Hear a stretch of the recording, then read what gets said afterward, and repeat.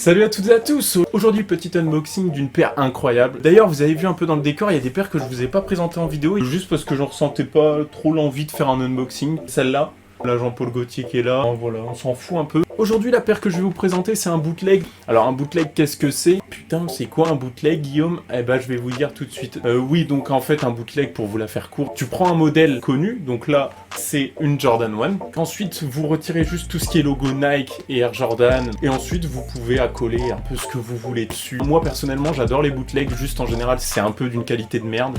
Et puis bon, il y a pas mal de bootlegs où c'est franchement flingué, où t'as juste un vieux pistolet dessus, un vieux flingue, enfin, à la place du souche, donc c'est pas mon délire.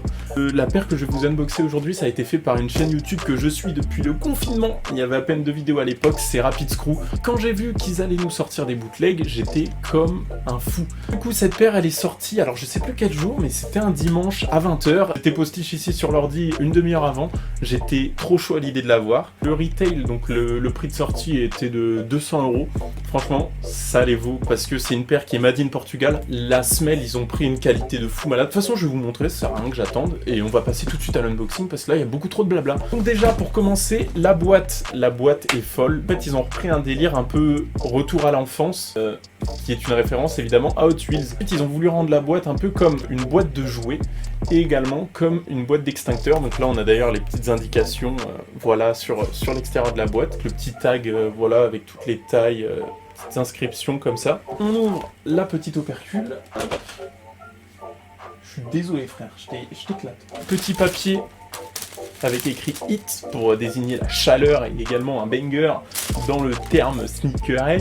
Dedans on a des petits extra lace orange qui personnellement sont pas ceux que j'ai mis sur la paire. La nuance de orange n'est pas la même que celle présente sur la paire, donc je trouve que ça fait un petit décalage dont je suis pas fan. La paire de chaussures je l'ai déjà portée parce que je voulais me faire un petit avis également au niveau confort, voilà, voir si la paire était vraiment comme une Jordan 1. Et pour tout vous dire, oui, c'est comme une Jordan 1 classique. Donc du coup, ouais, je suis désolé, la paire, elle va pas être dans un état incroyable pour la simple et unique raison que, bah, comme je l'ai évoqué précédemment, je l'ai portée pendant quoi, 3-4 jours. Elle plie évidemment comme toutes les paires de type Jordan 1. Donc là, voici la petite paire. Elle est trop belle. Donc on reconnaît très bien la silhouette Jordan 1. Hein. La semelle, honnêtement, c'est une bonne qualité. Contrairement à certains bootlegs, donc là, quand t'appuies, il se passe rien. Exactement comme sur une Jordan 1 classique. Voilà, sachant que je force comme un bâtard, voilà, ça fait rien. C'est la même chose, voilà.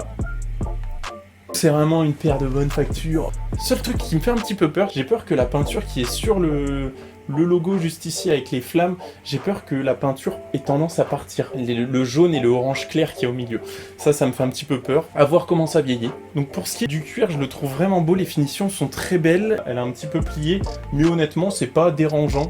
Juste si je pouvais, je la doublerais.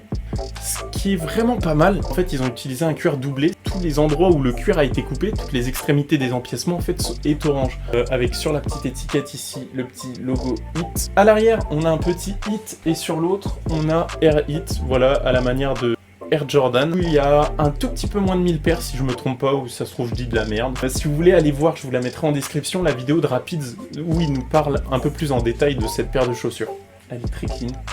Puis voilà, je pense qu'avoir fait un peu le tour de la paire, n'hésitez pas à me dire ce que vous en pensez. En tout cas, j'espère que cette petite vidéo vous aura plu. Moi, j'ai kiffé à la faire.